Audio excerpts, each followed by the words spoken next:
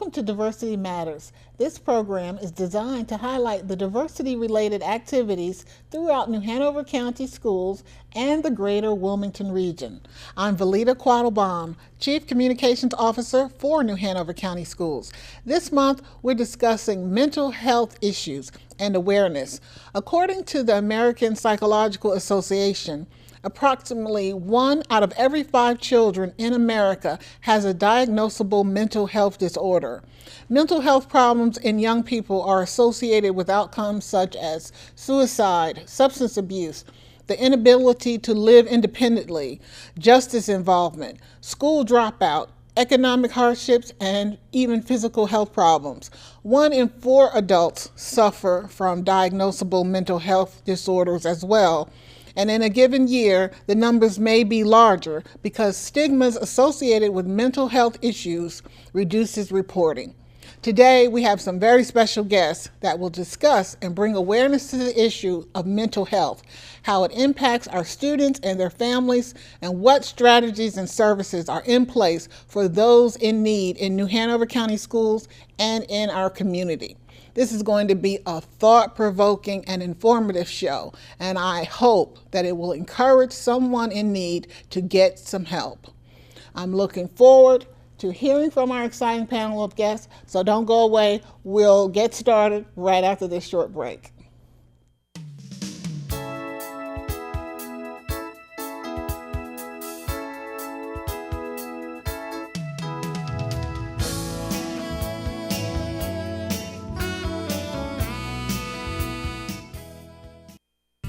Start your day with New Hanover County Schools, The Morning Show. This Rise and Shine program will put a smile on your face and a spring in your step.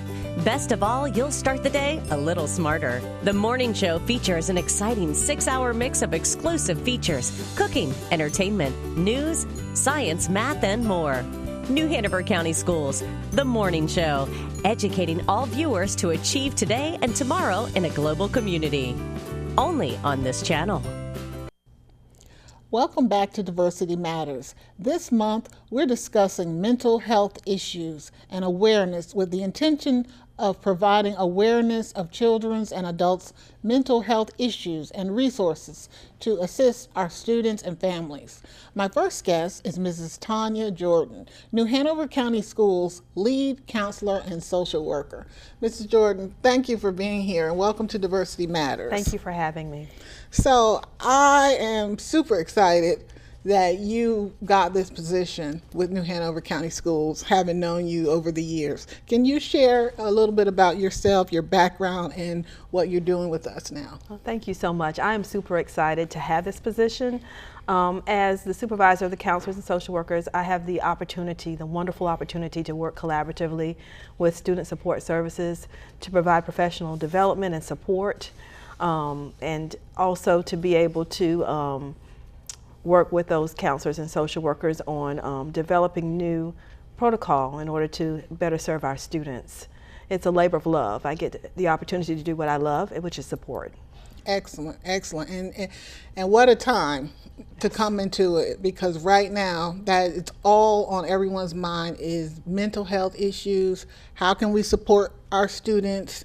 Do we have enough resource people in our schools? And so we'll get into that in a minute, but I read this alarming statistic, Tanya, and it said that 1 in 5 children in America has a diagnosable mental health disorder. Is that reflective of our schools here in New Hanover County? I feel that New Hanover County is not any different from the rest of the nation. Unfortunately, we've had some events across the nation that make us more aware. Right. And I think that's also, even though it's unfortunate those events happen, the awareness is a good thing because now we are able to talk about those things that before we did not talk about. Right. I think you're right. I think having it more out on the forefront will maybe help with some of the stigma associated with it. Absolutely. Because everybody's talking about it and aware. So what type of services do we provide here in New Hanover County Schools for students who may be diagnosed with a mental health disorder? Okay. Each school has either a school counselor or a school social worker. And looking at a rubric, many schools with more need have more than one school counselor and or school social worker. In addition to those personnel, we also have a school psychologist assigned to each school. And we have school-based mental health that is provided by a variety of agencies, some of which are the Health Department, Coastal Horizons. We have Wilmington Health Access for Teens in all of our traditional high schools. So there are a lot of support systems, both New Hanover County personnel and other agencies supporting our students. Okay, so break that down for me a little bit. If there's a student and he's in a school or she, what happens? I mean, can the student go and ask for help? Do the parents get involved? What's the process? And I would say yes to all of those. If a student wants to come directly, he or she is welcome. There's an open door policy to go and talk to his or her social worker or counselor to get assistance. If parents see a need, they're welcome to come and talk and express that need and ask for help for their students. And another student may see a need for another student, and they are welcome to say, you know, I'm worried about my friend. Can you please call that child in to be seen? It kind of goes along with our new initiative of see something, say something. If someone sees that there's a need, it's important that they say that, communicate that need so that we can help. So what does see something, say something mean? What do? I see something. I see my best friend is depressed and not talking anymore. What am I supposed to do if I'm a student I think it's teacher? Okay. As a student or teacher, if you see something that's alarming, whether it's something you see right there on campus or something that you see on social media, it's important that children go to a trusted adult to get additional supports. I think children sometimes want to try to help themselves, which is delightful and wonderful, but it's important that children don't take that responsibility on themselves and they say something to a trusted adult, which would be their counselor or social worker in these particular instances. Excellent. I think that's an excellent, I mean, it's simple, but it's an excellent strategy. Also, we were talking before the break about how New Hanover County Schools can do a part of it, but how much can the district do? Can you put it in perspective? Sure. I think that we have to continue to look at mental health as a community issue, not a school issue, not a home issue, that we all play a part. It's like a puzzle, but we can't do it without the missing piece. And the missing piece would be parents or guardians being a part of saying if there's something going on in their homes and knowing that, and trusting the school also to hold their confidentiality, which we always do, and also the schools to have that communication back and forth with parents and guardians. Right. I ask that because sometimes I think people want to point the finger and have an easy solution and say, oh, that's the school's issue. Right. When in reality, we have limited resources. Absolutely. People like to try to point the finger sometimes, and sometimes there are factors that we can look at, but it's important that we all work together and work towards a solution. So it's a community issue that we all have to have a piece in. Right. Now, I know there's some talk from the county level about getting us some more mental health workers in the schools. Right now, what's the status? Do we have enough? Well, I would never say that we couldn't use more. I would never say that. I feel that New Hanover County has been wonderful in providing great resources for students who have needs. However, the needs continue to grow nationwide, not just in New Hanover County. So having more supports would be wonderful for students. Right. I hope we get to the point where there's a mental health worker in every school, in addition to a social worker and a counselor. Absolutely. I think that would be wonderful. I'm also familiar, Tanya, with sometimes we can identify that a child may need help, but sometimes we may run into a barrier because a parent may say, not my kid. Absolutely. I don't want that. And so, we run into that stigma, this negativity of labeling or whatever the parent may think. Can you talk about that a little bit and what we can do to help overcome that? I agree with you. There are so many times there is a stigma that, not my child, not my family, this can't be us. Right. But I think that the important way to overcome that is education. everyone has a piece in that, and that people have issues in their families, Right. and not to feel embarrassed about those things. Exactly. I think everybody, every human being at some point has some type of issue. You know, it could be grief. Absolutely. We all experience death of family members. That is at times is an emotional and mental health issue. Right. So everyone is impacted. Right. And the minute we can get over the stigma, we can move towards getting some help. But as long as we look at it as, you know, not me, not my family, then it's a barrier for us actually moving on and getting the help that's needed. So if a parent says no, does that mean we can't move forward? Well, in some instances, yes. In some instances, no. If a child, for example, presents with possibly being potentially suicidal, and that child comes in, we have a protocol, the student safety protocol, that counselors and social workers execute. And a piece of that protocol is parents are called in if we feel like there is a risk for suicide, and they're required to take their child to a licensed mental health professional before the child returns to school. Failure to do that would possibly be a DSS report for abuse and neglect. Now, and that suicide issue, that's so painful. And I've seen news stories where we have more teenagers suffering from depression. But is it associated with any certain age group, or do children across the spectrum experience feelings like that sometimes? That's a wonderful question. I'm glad you brought that up. Children of all ages complete suicide. So Really? I think kind of Feel that way? Absolutely. All ages from elementary on up to our high school students, and of course adults as well. So I think it's important, you talked about a stigma, to not look at not my child, no, my child is too young, Right. to take those children very seriously, because we'll never regret that we went the whole mile in getting a child help, but we could definitely regret if we did not. Right. So that's amazing. It is amazing. That a kindergartner could feel. But I guess with today's pressures and things happening in families, when parents maybe go through a divorce, or I don't know, unemployment may occur in the family, all kind of things that would change the child's lifestyle. That's right. Okay. And by now we all are very familiar with the tragic events that happened in Parkland, Florida. And these school shootings are sadly becoming a part of our normal reality. And so what are we doing as a district? Because I know just a shock wave went through this community, and our children are afraid and they're nervous. What is New Hanover County Schools doing?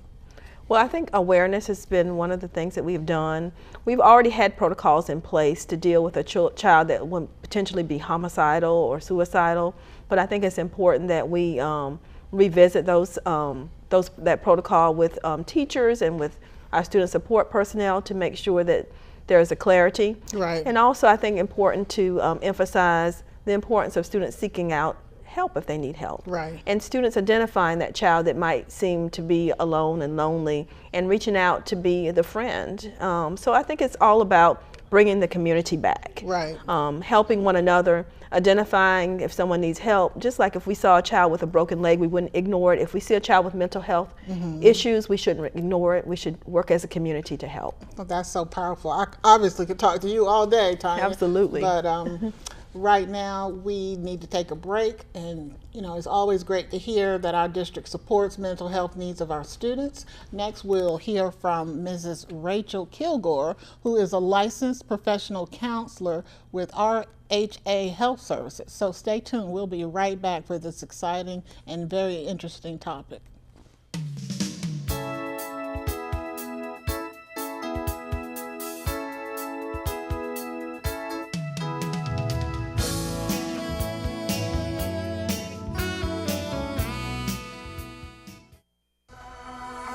Get connected with your school system. Your School News covers news that matters for parents, guardians, and Greater New Hanover County. Stories about preparing students for success in a changing world. Stories where students are achievers. Internship we pretty much made a vehicle from spare parts, and at first we made it so it just moved, and then we made it so it was an electrical vehicle. Stories of teaching where every child yearns to learn. Today is all about STEAM. STEAM is kind of the key word to tying art into science, technology, engineering, and math. Your School News brings viewers more than 8 hours of school news and information, reporting on what's happening in the district, what students are learning, how the school system operates, and beyond. Your School News, only on this channel. Welcome back to Diversity Matters. Up to 1 in 5 children living in the United States show signs or symptoms of a mental health disorder in a given year. So in a school classroom of 25 students, 5 of them may be struggling with the same issues many adults deal with, such as depression, anxiety, substance abuse, or a family member dealing with substance abuse. So as we explore this alarming statistic and its roots, I'm joined by Rachel Kilgore, a licensed professional counselor with RHA Health Services. Welcome, Rachel. Thanks for having me. Oh, I'm so glad you're here. I'm excited. Yeah, this is an important topic. So what does that mean? You are a licensed professional counselor. What do you do and how are you helping people? So I work at an agency here in town called RHA Health Services. I have a dual role with them. I work in the inpatient facility, which is a detox and crisis stabilization. We offer detox for alcohol, opiate use, and crisis stabilization for anyone struggling with mental health issues that can't be treated at home. We are we're not a private sector, so we don't accept insurance. So individuals that has no insurance or has Medicaid, they're able to come to our facility and get treated for free.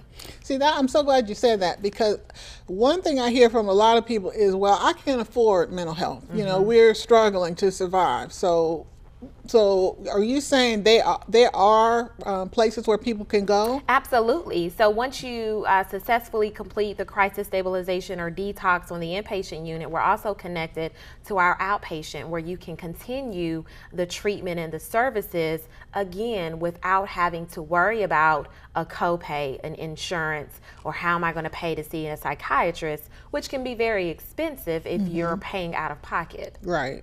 So I think it's important to remove the barrier or excuse of I can't afford it. Right. It's not there. Right, because it is there. You mentioned some other agencies earlier, like Coastal Horizons. There's Coastal Horizons, there's a Helping Hand, there's Port Health Services, just to name a few of the community agencies that offers mental health, substance abuse services to those that do not have private insurance. Okay. And let me ask you this. Are there factors that can predict mental health problems, or are there certain populations that are more at risk than others? I would definitely say individuals that have trauma that is untreated. You know, with untreated trauma, it will manifest in different ways. You see that in self-medicating with drugs. You see that in overeating or undereating. You see that even in adult population of self-harming. So individuals with untreated trauma, untreated mental health issues. And when you say trauma, what do you mean by that? Events in their life. So someone who's experienced definitely some type of sexual abuse, right. Verbal abuse, neglect, something that they're reliving, that they just can't seem to, from a stress level, let go. The inability to cope. Right, with the trauma that they're experiencing. Wow, and that's powerful because so many people, for all economic groups, it transcends race and culture and everything, would have those kind of traumas. Absolutely. Okay. And research indicates that half of the lifetime cases of mental illness begin to manifest around age 14. So what's the importance of early intervention, and how can parents even know? Because sometimes I think parents may feel like, oh well, that they're just being a teenager, or you know, they don't know what to look for. One of the best things that I tell the parents or the adults with children that I work with, you know your child. And so you know when something has changed, something is different, their behavior, their demeanor. If they used to be an outgoing person and they seem more recluse into themselves, you know when something isn't right. And it's okay to ask questions. You know, if I don't know exactly what's going on, it's okay to say, hey, I've noticed something different with you. Right. You know, is it something that we can handle, or should I take you to see someone? Would you feel more comfortable doing that? And one thing I'm concerned about is a lot of times in our schools we have the opposite. We have the children, you know, coming into school, they may be exhausted, they can't do their work because they're fine, but at home their parent is sick or in a bad relationship or abusing drugs, and so the child is taking on parental roles. Yeah. How can I function in school and make good grades? Right, when I'm trying to cook and I was left home by myself. Exactly, exactly. Or I'm in an environment where I see my family or I see the people in my environment using drugs. Right. That is very common in this community, and I think it's more common than what people are willing to acknowledge. And we're not really speaking out a lot about it. What can we do? That's traumatic for us. It's traumatic in our schools because our teachers aren't trained to deal with that. I think this is, in regards to what can we do, this is a great start.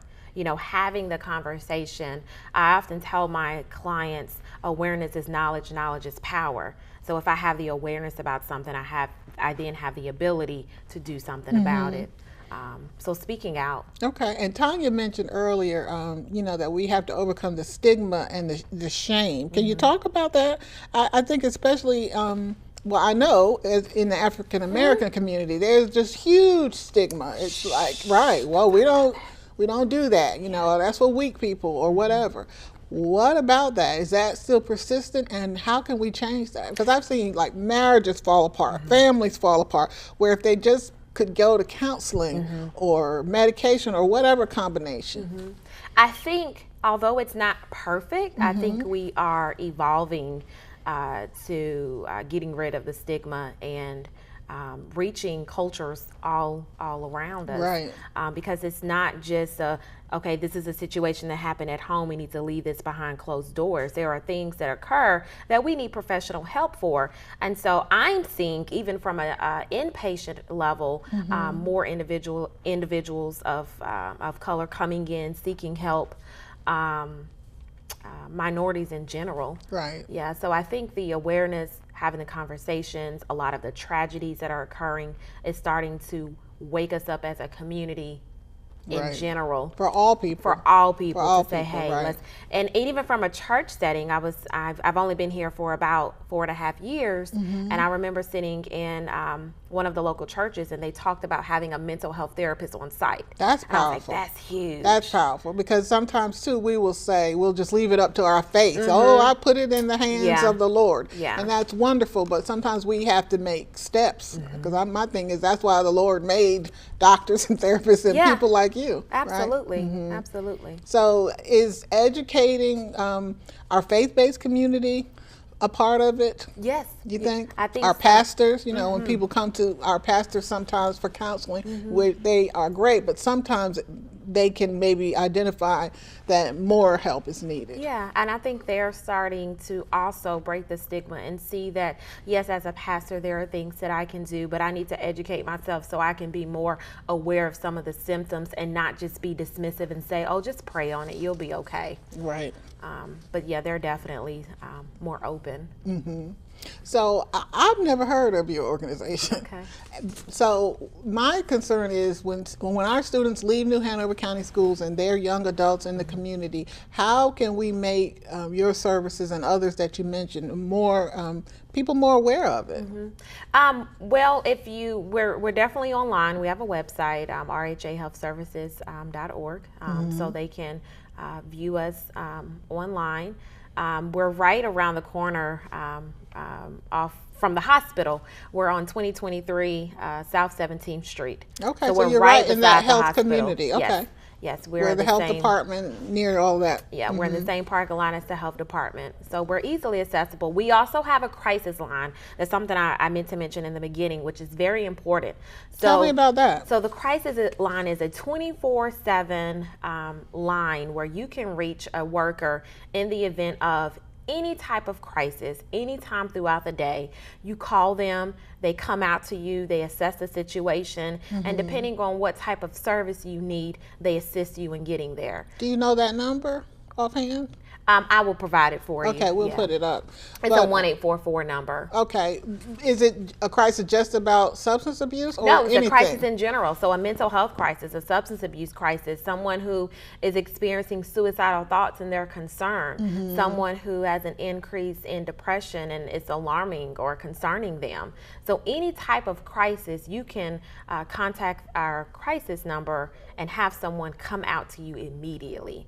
So you don't have to worry about an appointment. You don't have to worry about, oh, this is after hours. Right. It's a 24/7 service. Right. Are you seeing an increase in people having the need for mental health services? Absolutely, dual diagnosis. So an increase in mental health and substance use services. As you know, our community has been hit lately with an opioid epidemic. Right. Tell me about that. So with the opioid epidemic, individuals are using heroin at an alarming rate, more than in the past, and our heroin is laced with fentanyl, which is causing our overdoses. So we have an increase in overdose Right rates. here in Wilmington. Right here in Wilmington. Right my. here in Wilmington. So we're working with the community to combat this issue and to do things like this and have the awareness and let the community know that there is treatment. Right. There Wow. is treatment, there is help. There's treatment, there's help, and you don't have to have a lot of money to get help. And you don't have to deal with it on your own. Right. I think that's the biggest message I want people to know. You do not have to deal with this on your own. Right, right. No man is an island. Oh, well, thank you for You're the more work than that you do. It's such a blessing for our community. Thank you. So we are out of time now. This obviously is such an important issue here in our community. The start of many mental health conditions most often occur in adolescence. Half of individuals living with mental health illness experience the onset by age 14, and our schools provide a unique opportunity to identify and treat mental health conditions by serving students where they already are.